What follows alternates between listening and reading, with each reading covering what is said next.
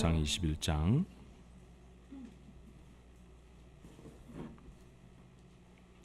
10절 말씀부터 15절까지의 말씀 제가 봉독합니다. 그날에 다윗이 사울을 두려워하여 일어나 도망하여 가드왕 아기스에게로 가니 아기스의 신하들이 아기스에게 말하되 이는 그 땅의 왕 다윗이 아니니까 우리가 춤추며 이 사람의 일을 노래하여 이르되 사울이 죽인 자는 천천히요 다윗은 만만이로다 하지 아니하였나이까 한지라. 다윗이 이 말을 그의 마음에 두고 가드왕 아기스를 심히 두려워하여 그들 앞에서 그의 행동을 변하여 미친 채 하고 대문짝에 그적거리며 침을 수염에 흘리매 아기스가 그의 신하에게 이르되 너희도 보거니와 이 사람이 미추광이로다.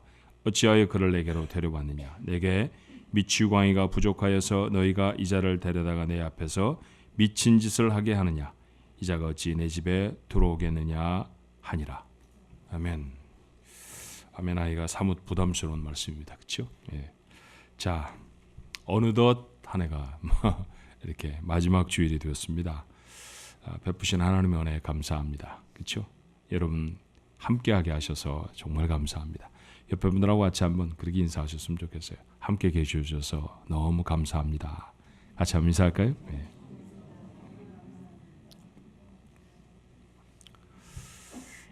올해 교회적으로 기도의 제목이 무엇이었던지 기억이 나시나요? 네.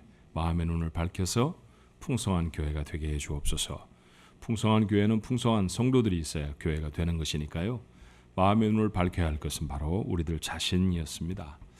성경의 안내를 따라서 마음을 살펴보았죠. 자존감이 떨어지진 않았는지, 우울증이 있진 않은지, 불안과 분노에 사로잡힌 적은 없는지, 상실감, 또 심지어 중독에 관해서도 우리가 말씀을 나누었습니다.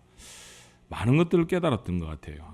이래서 우리의 마음에 상처가 있구나. 이래서 내가 화가 잘 참아지지 않았었구나. 이런 것들 우리가 하나님의 말씀을 통해서 잘 배웠습니다. 근데 이 말씀을 마치면서 좀 아쉬움이 있어요. 정말 우리에게 필요한 말씀들을 우리 가족들이 담고 가시는가라는 생각이었습니다. 만약 다시 꼭 챙겨서 담아야 한다면 어떤 말씀이 있을까? 이민자로 좀 특수한 상황 속에 우리가 살지 않습니까? 물질적으로는 이 세상 어느 나라보다도 잘 사는 곳에서, 그것도 미국 중에서도 가장 잘 사는 도시에 우리가 삽니다. 물질적으로 너무너무 풍요한 곳이죠. 그러나 마음의 질병은 너무 깊어진 그런 땅이 바로 우리가 사는 이 땅이고 이 세상이기도 합니다. 이런 세상에서 살아가는 이민자인 우리가 잊지 말아야 할 것들은 무엇일까? 한 4가지 정도를 다시 한번 생각해 봤어요. 하나님의 사람들을 통해서 교훈들을 얻었으니까 그 사람들이 이름으로 교훈을 붙였습니다. 에서의 교훈 어떤 것이었나요? 우리가 세상을 살아가면서 가장 집착하기 쉬운 게 뭐라고 했습니까? 미움입니다. 누군가를 미워하는 그 미움 때문에 얼마나 많은 것들을 우리의 삶에서 잃어버리고 있는지 몰라요. 그런데 여러분, 에서가 자기 동생 야곱을 향해서 미움을 내려놓았더니 얼마나 자유해지던가요? 이 축복이 우리에게 있기를 바랍니다. 그렇게 에서가 우리에게 주었던 레슨이 있었습니다. 모세를 통해서 우리에게 주셨던 교훈들은 뭘까요? 우린 무엇보다도 하나님의 자녀입니다. 나는 스스로 있는 자다. 그렇게 말씀하시면서 I am who I am 그러셨죠. I am 뒤에 네가 쓰고 싶은 거 써라. 그럼 내가 그렇게 하마. 그런 약속의 말씀이라고 했습니다. 그 대단한 약속을 받은 사람이라고 하면 자존감이 떨어질 수가 없죠. 우리는 세상의 최고인 자들로 하나님의 사람으로 서 있습니다. 모세는 우리에게 우리가 어떤 사람인지를 가르쳐주는 자존감의 회복의 레슨을 주었습니다. 사울을 통해서 어떤 교훈들을 얻었나요? 사울은 이스라엘의 첫 번째 왕입니다. 이스라엘 누구보다도 키가 크고 잘생긴 사람이었습니다. 그럼에도 불구하고 그는 가지고 있지 못했던 몇 가지 때문에 마음을 빼앗기고 살죠. 특별히 사위였던 다윗의 그 용맹함, 성공, 질투가 났어요. 시기심이 일어났죠. 그래서 결국 인생의 40년을 엉망진창으로 힘들게 살아가고 말았답니다. 시기심에서 자유해지지 않으면 우리가 하나님 앞에 건강한 삶, 하나님이 주시는 축복의 삶을 누릴 수가 없다라고 하는 것, 사울이 우리에게 전해준 레슨이었습니다. 자, 마지막으로 우리가 함께 나누고 싶은 것은 두려움에 대한 이야기입니다. 오늘 다윗이 두려움에 대한 이야기를 우리에게 전하죠. 자, 다윗은 이스라엘의 영웅이었습니다. 그러나 그 영웅의 오늘날의 형편이 어떤가를 사무엘상 20장 10절은 이렇게 말해요. 그날에 다윗이 사울을 두려워하여 일어나 도망하여 가두왕 아기스에게로 갔다고 했습니다. 지금 그는 두려움에 사로잡혀 있습니다. 그가 몇십 년 전만 해도 거의 질 뻔한 전쟁터에 나타났을 때 상황이 달라지지 않았습니까? 아무도 상대할 수 없었던 골리앗, 그 앞에 어린 다윗이 나선 것입니다. 그리고 단번에 거인을 때려 눕혔어요. 전쟁에는 승리했고 다윗은 왕이 했던 약속대로 사위가 되었습니다. 하지만 얼마 가지 않아서 아내도 지위도 다 빼앗깁니다.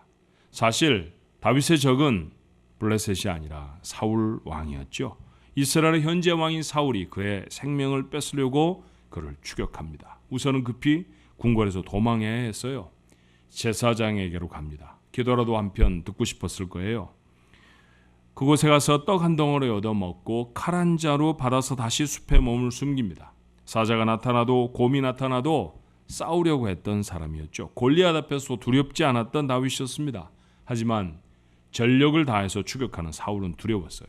사울은 들판의 맹수들과는 달랐죠. 군대가 있었고 권력이 있었습니다. 그리고 무엇보다 집요했습니다. 죽음의 두려움이 다윗을 엄습합니다. 이겨낼 수 없을 것 같아요. 그래서 적에게 블레셋의 왕에게로 도망을 합니다. 아무리 생각해도 이스라엘의 다음번 왕이 되어져야 할 사람, 그렇게 기름 부은 자가 기름 부음을 받은 자가 해야 할 일은 아닌 것 같습니다. 두려움에 붙들린 인생은 종종 이렇게 잘못된 일들을 선택하게 되지요. 자, 두려움에 사로잡히게 되면 어떤 일이 생길까요? 첫 번째로 능력이 마비됩니다. 다윗, 이스라엘의 영웅이라고 했죠. 어떤 전투에서도 접어지 않은 사람입니다. 그런데 도망을 갑니다. 능력이 사라져버렸어요. 두 번째, 분별력과 판단력을 상실하죠. 시험에 떨어질 거야. 그렇게 두려움 가운데 시험을 치르는 수험생, 시험 잘 볼까요? 시험 잘 못 봅니다. 여러분, 이거 운동선수는 아니라도요, 종종 운동을 하게 되잖아요. 조금 젊었을 때는 축구도 했고, 그 다음에 요즘은 탁구도 가끔씩 칩니다. 지난번 교회 생일날 탁구 시합을 쭉 열었는데 두 가지 반응이 있더라고요. 자, 상대편을 딱 만나면 저 정도 내가 이길 수 있어. 저 집사님 내가 충분히 이겨. 이러는 사람이 있는가 하면 아이고 난 이길 수가 없어. 이런 사람이 있었습니다. 이길 수 없어 하는 사람 중에 절반 이상은 지더라고요. 어쩜 그렇게 예언의 능력을 받으셨는지, 어떤 전투에 임했을 때, 어떤 시합에 임했을 때 이길 수 없을 거야, 질 거야 라고 말하면 지기의 십상입니다. 다윗은 해보지도 않은 싸움에 질 거라고 생각했죠. 그래서 가서는 안 되는 곳으로 내려갑니다. 자신의 적은 사울이고요. 사울의 적은 블레셋이니까 거꾸로 말하면 블레셋은 자신의 편. 아마 이런 생각을 했던 것 같아요. 그렇게 그는 블레셋으로 내려갔습니다. 그는 얼마 전 블레셋의 장군이었던 골리앗을 죽인 사람이었습니다. 다윗이 까맣게 잊어버리고 있었던 이 사실을 블레셋 사람들은 결코 잊지 않습니다. 사무엘상 21장 11절에 보니까 아기스의 신하들이 다윗을 만나자마자 뭐라고 말합니까? 아기스에게 말하도 이는 그 땅의 왕 다윗이 아니니까. 무리가 춤추며 이 사람의 일을 노래하여 이르되 사울이 죽인 자는 천천히요 다윗은 만만이로다 하지 아니하였나이까 한지라. 이 노래를 기억하고 있는 사람은 사울만은 아니었던 것 같습니다. 블레셋 사람들도 하나같이 다 기억하고 있습니다. 그렇게 용맹스러운 다윗, 이스라엘의 왕이 될 자로 이미 블레셋 사람들이 알고 있었죠. 두려움을 피하려고 국경을 넘었는데 더 큰 두려움에 사로잡히게 됩니다. 자, 사무엘상 21장 12절의 말씀에 보니 다윗이 이 말을 그의 마음에 두고 가두왕 아기스를 심히 두려워했다고 했어요. 그곳에 가면 살 수 있을 줄 알지 않았습니까? 그곳에 가면 두려움을 피할 수 있을 거라고 생각하지 않았던가요? 그런데 더 두려워졌습니다. 다시 확인해야 할 사실이 있죠. 두려움을 피하는 길은 도망이나 회피가 아닙니다. 전에 살펴본 사람 엘리야라고 하는 사람, 이세벨이 그를 죽이겠다고 했을 때 그도 광야 깊숙이 도망했습니다. 도망해서 그가 하나님 앞에 했던 기도가 뭡니까? 조금 쉬고 가서 제가 싸우게 해 주옵소서였나요? 아니었습니다. 죽여달라고 부탁을 합니다. 다윗도 마찬가지였어요. 두려움을 벗어나려고 도망했지만 더 큰 두려움을 만납니다. 그리고 그는 결국 그의 인생에서 가장 수치스러운 선택을 해야 했어요. 오늘 13절의 말씀에 뭐라고 되어 있나요? 그들 앞에서 그 행동을 변하여 미친 채 하고 대문짝에 그적거리며 침을 수염에 흘렸다라고 했습니다. 상상이 되십니까? 그의 모습이 말입니다. 미친 척하는 것이죠. 자, 이쯤에서 두려움에 사로잡히면 어떤 일이 인생에 나타나는지 다윗의 사건으로 좀 살펴보아야 할 것 같아요. 누군가가 두려움에 사로잡히게 되면 우선은 사람과의 관계가 깨어집니다. 다윗의 경우에는 신망을 잃어버리게 되었어요. 다윗을 따르는 무리는 약 400명 정도 되었습니다. 모두 나름 사울 왕에 대한 분노와 실망감을 가지고 있는 사람이죠. 다윗과 생사고락을 함께하려고 고향을 떠나고 하던 일과 자리를 내려놓은 사람들입니다. 그런데 믿고 따라 나선 사람이 자기 생명 잃어버릴까 봐 미친 척하며 위기를 모면하는 모습을 보게 된다면 따라다니던 사람들은 어떻게 될까요? 10중 8구는 실망하게 되지 않겠습니까? 다윗의 사람들도 그랬던 것 같습니다. 이때의 실망은 어떤 사건이 하나 생기자 이렇게 폭발합니다. 성경을 몇 장 더 지나서 보면 사무엘상 30장 6절에 백성들이 자녀들 때문에 마음이 슬퍼서 다윗을 돌로 치자 하니 다윗이 크게 다급했다고 기록되어 있습니다. 사건의 전문이 이래요. 블레셋 왕 아기스의 명령으로 성을 잠시 다윗과 용사들이 비웠습니다. 그 사이에 그들이 머물고 있던 성에 아말렉 사람들이 쳐들어 왔어요. 재물들을 뺏어갔고 부녀들은 모조리 잡아갔습니다. 아내와 딸을 잃어버린 사람들이 분노합니다. 다윗을 돌을 들어 치려고 했다고 했죠. 다윗은 자신의 사람들에게 죽임을 당할 뻔했습니다. 갑작스런 분노가 아니었습니다. 어쩌면 이전에 있었던 오늘 읽었던 본문의 사건, 미친 척하며 자기 생명을 구걸하던 그 다윗의 모습이 다윗을 따르던 사람들에게 실망이 되어졌는지 모릅니다. 돈에 대해 두려움에 사로잡혀 있는 가장이 있지요. 그런 가장은 쉽게 가족을 잃어버린답니다.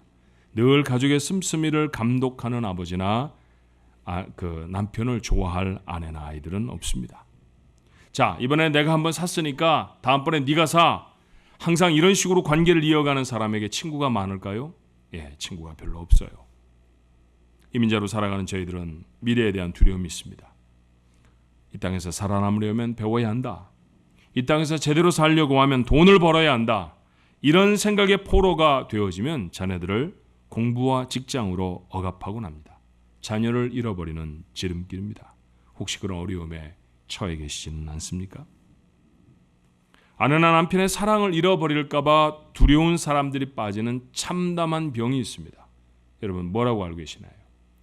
예, 정신적인 질환에서도 가장 치료가 어려운 병 중에 하나이죠. 의처증, 의부증 이런 거예요. 병을 갖고 있는 사람도 그 병에 걸린 배우자도 함께하는 지옥 같은 시간을 삽니다. 빠져나와야 합니다. 그래야 살아납니다. 아닌 척 포장해 보아야 자기만 손해예요. 늘 하던 대로 근심하고 잔소리하고 억지를 부리지 말고 인정부터 하셔야 합니다. 아, 내가 두려워서 그렇구나. 내가 무언가에 무서워하고 있기 때문에 내 마음이 정상이 아니로구나. 내가 두려움에 사로잡혀 있구나 라고 하는 정직한 인정. 그것이 회복의 시작이라고 하는 사실을 기억해야 해요. 두려움에 사람이 사로잡혀버리면 자기 정체성을 잃어버립니다. 다윗의 사건은 시사하는 바가 참 많죠. 그는 두려워서 미친 척이었습니다. 그 자리에 사자고 곰이고 자기의 양떼를 위협하는 짐승이면 쫓아버렸던 용감한 소년 더 이상 없지요. 자기보다 3배나 큰 적장을 향해서 하나님의 이름에 의지해 나섰던 믿음의 사람도 없습니다. 여호와의 기름 부으심을 받아서 언젠가는 되어질 이스라엘의 왕도 지금은 아닙니다. 결국 그는 아무것도 아닌 사람이 되어져 버렸어요. 겸손해서 스스로를 이렇게 표현하는 것과는 다른 이야기죠. 두려움에 사로잡혀 버리면 결국 자신을 잃어버립니다. 미친 사람이 되었다라는 것, 그건 뭘까요? 자신을 잃어버렸다라는 것에 다름이 아니지 않습니까? 두려움에 사로잡힌 사람은 참된 신앙인으로 살아가지 못합니다. 늘 현실과 타협을 해야 하죠. 믿음으로 결단해야 할 자리에 세상에 두려워서 그런 결단을 하지 못합니다. 좋은 신앙인으로, 멋진 신앙인으로, 능력 있는 신앙인으로 설 수 없는 것이죠. 두려움에 사로잡힌 아버지는 자녀를 이끌지도 못하고 좋은 남편도 가능하지 않습니다. 두려움에 사로잡힌 여인, 온 가정을 불안하게 만들어버립니다. 모두가 그녀와 함께하는 것을 차라리 두려워하게 되죠. 두려움에 사로잡힌 청년에게 미래는 보이질 않아요. 그런 청년으로 가득한 세상이라고 하면 절망입니다. 그래서 두려움과 싸움에 이겨야 합니다. 기필코 두려움의 늪에서부터 빠져나와야 하는 것이죠. 자, 어떻게 하면 두려움의 늪에서 빠져나올 수 있을까요? 다시 다윗의 이야기로 돌아가 볼까요? 다윗의 이야기를 통해서 두려움을 이겨낼 수 있는 두 가지 중요한 이 원리가 있다는 사실을 알게 됩니다. 첫 번째는 신앙의 경계선을 넘어가지 말아야 합니다. 다윗은 사울이 두려웠어요. 그래서 이스라엘의 국경을 넘어 블레셋으로 도망합니다. 그리고 형편은 더 어려워졌죠. 이래서는 안 됩니다. 아무리 무서워도 신앙의 경계선을 넘지 말아야 합니다. 그래야 두려움을 극복할 기회를 얻게 돼요. 다윗의 이후의 이야기는 이런 사실을 우리에게 적나라하게 보여줍니다. 다윗은 아기스가 자기를 환대할 줄 알았어요. 자신은 아기스가 다투고 있는 사울의 적이니까 말입니다. 그런데 아기스는 다윗을 사울의 적으로 생각하는 것이 아니라 골리앗을 죽인, 자신들의 소중한 용사를 죽인 이스라엘의 용사로 기억하고 있습니다. 더 이상 자신이 용사가 아니라는 사실을 증명해야 살아남을 수 있었죠. 그래서 미친 척했습니다. 겨우 아기스의 의심은 해결하고 그리고 서둘러 블레셋을 떠나요. 그리고 이스라엘에 돌아왔으면 얼마나 좋았겠습니까? 하지만 그가 향한 곳은 모압 왕이 있는 곳이었습니다. 거기서 살아남기 위해 또 어떤 짓을 했는지 성경은 말하고 있지 않지만 그가 있을 곳은 거기도 아닙니다. 그렇게 방황하던 다윗에게 선지자 갓이라고 하는 사람이 찾아와 하나님의 명령을 이렇게 전해요. 사무엘상 22장 5절에 선지자 갓이 다윗에게 이르되 너는 이 요새에 있지 말고 떠나 유다 땅으로 돌아가라. 유다 땅으로 돌아가라는 얘기입니다. 하나님의 명령은 분명했습니다. 위험해 보여도 아무리 무서워도 내가 있을 곳을 떠나지 말아라. 너는 그 땅의 왕이 되어져야 할 사람이다 라는 것이죠. 다윗은 하나님의 명령대로 유다로 돌아가요. 어떤 일이 그 이후에 생겼던가요? 자, 성경을 다시 추적해보면 유다의 한 성읍을 블레셋 손에서 구원해냅니다. 사무엘상 23장 5절의 말씀해 보니 다윗과 그의 사람들이 그일라로 가서 블레셋 사람들과 싸워 그들을 크게 쳐서 죽이고 그들의 가축을 끌어왔다라고 기록하고 있죠. 다윗이 이와 같이 그일라 주민을 구원했다고 성경은 기록합니다. 우리 스스로도 살아남기가 어렵다고 함께한 사람들도 만류하던 일 아니었나요? 그런데 다윗은 그일라를 구원해냅니다. 뭐가 회복됐다는 얘기일까요? 싸움할 용기가 회복됐다는 얘기 아닙니까? 그 이후의 기록을 보면 두 차례나 사울을 죽일 기회도 갖습니다. 그런데 해치지 않아요. 그만큼 사리 판단을 하나님의 관점에서 할 만큼 여유도 생겼다라는 얘기죠. 하지만 얼마 후에 다시 블레셋으로 건너가서 아기스에게 결국 몸을 의지하게 됩니다. 블레셋은 사울과 이스라엘과 전쟁을 하게 되었고요. 그 선봉으로 다윗을 세웁니다. 비극입니다. 다윗은 자기 백성을 상대로 전쟁을 하게 된 것이죠. 하나님이 개입하셔서 막으셨기에 다행이지 실제 전쟁을 했더라고 하면 다윗은 영원히 이스라엘의 왕이 될 수 없을 뻔했습니다. 다윗의 사건이 우리에게 교훈하는 게 뭘까요? 신앙의 경계선을 지키면 두려움을 극복하고 용기를 회복하게 되지만 그 경계선을 넘어가 버리게 되면 더 큰 두려움을 만나게 됩니다. 다윗에게 그것은 유다와 그 외국의 경계였다고 하면 우리의 삶에는 믿음에 얼마나 많은 경계들이 있는지 몰라요. 세상에 대한 두려움으로 믿음을 저버리는 선택을 할 때가 있습니다. 그래서는 안 되는 것이죠. 마음이 두려워지면 그 두려움을 벗어버리려고 술에 의존하는 사람이 있습니다. 전에 해보셨던 분들은 아시죠? 술에 아무리 의존해봐야 내가 맞닥뜨린 문제 해결할 수 없어요. 술이 깨면 더 힘든 상황을 마주해야 하기도 합니다. 육체적 쾌락으로 도망을 가기도 합니다. 기분 나쁜 일이 생기면 여자분들은 어떻게 하나요? 크레딧 카드 하나 짊어지고 쇼핑을 열심히 하죠.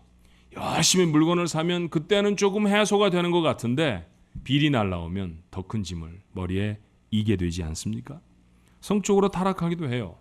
약물을 찾는 사람도 있습니다. 이래서는 문제가 해결되지 않고요. 두려움도 회복할 수가 없습니다.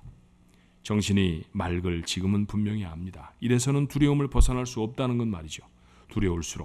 두려울수록 하나님의 말씀대로 하십시오. 두려울수록 예배의 자리를 찾아야 합니다. 그 자리가 회복이 되어져야 할 자리입니다. 두려움을 이겨낼 최고의 방법은 기도와 찬송이고요. 두려움을 이겨내는 사람은 자신에게 맡겨진 사명에 최선을 다하는 사람입니다. 그래야 두려움을 이길 수 있습니다. 또 한 가지 두려움을 이겨낼 수 있는 방법을 다윗은 우리에게 교훈합니다. 사무엘상 21장의 다윗은 참 부끄러워요. 미친 척하면서 적 앞에서 생명을 구걸하다니 말입니다. 그런데 다행스러운 것은 다윗이 한 일이 그렇게 미친 척한 것만은 아닌 것처럼 보여요. 시편 34편은 다윗의 시입니다. 부제가 붙어 있으니 그 시를 누가 지었는지 우리가 알게 되는 것이죠. 그런데 그 부제는 시를 지은 사람이 다윗이라는 것뿐만이 아니라 어떤 상황에서 그 시를 지었는지도 알려줍니다. 다윗이 아비멜렉 앞에서 미친 채 하다가 쫓겨나서 지은 시, 그렇게 되어 있습니다. 우리가 읽은 사무엘상 21장의 사건 아닙니까? 수염에 침을 질질 흘리고 문 하나도 넘을 힘이 없는 것처럼 절룩절룩거렸습니다. 블레셋 왕은 그런 다윗을 쫓아내지요. 생명을 겨우 건졌는데 얼마나 수치스러웠을까요? 어쩌면 죽고 싶지 않았겠습니까? 그런데 다윗은 절망만 하고 있지 않았습니다. 시편 34편 4절은 그렇게 아기스 앞에서 쫓겨나 나와 지은 시입니다. 그는 이렇게 말해요. 내가 여호와께 간구하며 내게 응답하시고 내 모든 두려움에서 나를 건지셨도다. 여호와께 간구하며 기도했다는 얘기 아닙니까? 무엇하고 기도했는지 성경이 기록하지 않으니 알 길은 없습니다. 그런데 그는 하나님께 그 순간 기도했습니다. 그랬더니 두려움에서 벗어날 수 있었어요. 그는 계속해서 이렇게 고백합니다. 17절로 18절에 의인이 부르짖으며 여호와께서 들으시고 그들의 모든 환난에서 건지셨도다. 여호와는 마음이 상한 자를 가까이 하시고 충심으로 통회하는 자를 구원하시는도다. 기도했더니 하나님이 들으셨습니다. 그리고 환난에서 건져주셨다고 했습니다. 미친 척 해서 살아난 것이 아니라 하나님께 기도해서 살아났다라는 것이죠. 그렇게 마음이 상한 그 중심으로 하나님 앞에 기도했더니 하나님이 그 마음을 만지셨다는 것입니다. 이 말씀을 읽으면 좀 아쉬웠어요. 만약에 순서가 반대였다면 얼마나 좋았을까. 아기스에게로 도망하기 전에 기도할 수 있었다고 하면, 미친 척하기 전에 기도할 수 있었다고 하면, 신앙의 경계를 넘기 전에 기도할 수 있었다고 하면. 그런데 여러분, 시간이 한참 지나 다윗의 사건을 읽고 있는 우리들은 순서를 바로 할 수 있지 않겠습니까? 두려움이 엄습할 때 서둘러 도망할 궁리를 하는 것보다 성전으로 나와 기도할 수 있다고 하면, 도무지 감당할 수 없을 것 같은 어려움에 마음이 무너지면 서둘러 하나님을 떠나 세상의 잡다한 대안을 구걸하는 대신에 하나님께 무릎을 꺾을 수 있다고 하면, 수치스러운 방법으로 두려움을 벗어보려는 안간힘 대신 하나님을 붙들고 부르짖어 기도할 수 있다고 하면 우리를 엄습하는 두려움은 대부분 극복할 수 있을 줄로 믿습니다. 두려움이 없을 수 없는 세상에서 살잖아요. 너무나 연약한 사람으로 세상을 삽니다. 새해를 맞을 때에도, 아니 이 땅에 살아가는 동안 우리는 늘 두려움을 만날 것입니다. 어떻게 이기시겠습니까? 신앙의 경계선을 지키십시오. 두려울 때마다 하나님께 돌아 나오는 것입니다. 두려울 때마다 다시 하나님을 바라보는 것입니다. 두려울 때마다 기도하는 것입니다. 다윗은 그렇게 이겼고 마침내 이스라엘의 왕이 되어져서 민족이 가장 소중하게 생각하는 위대한 신앙의 외인이 되었습니다. 여러분과 저의 되어져야 할 모습일 줄로 믿습니다. 육체를 입은 인간이라면 두려움은 피할 수 없는 도전이에요. 예수님조차 십자가를 앞에 두시고 두려우셨다고 했습니다. 그런데 주님은 그 두려움이 희생되지 않으셨죠. 비결이 무엇이었습니까? 기도였습니다. 겟세마네 기도라고 하는 그 기도가 주님을 다시 일으키십니다. 주님은 그 간절한 기도로 참담한 두려움을 이겨내시고 하나님의 일을 이루십니다. 기도입니다. 기도야말로 두려움을 극복할 최고의 무기라고 하는 사실을 잊지 않으셔야 합니다. 그래서 빌립보 교회에 바울은 편지를 보내며 말하지 않았던가요?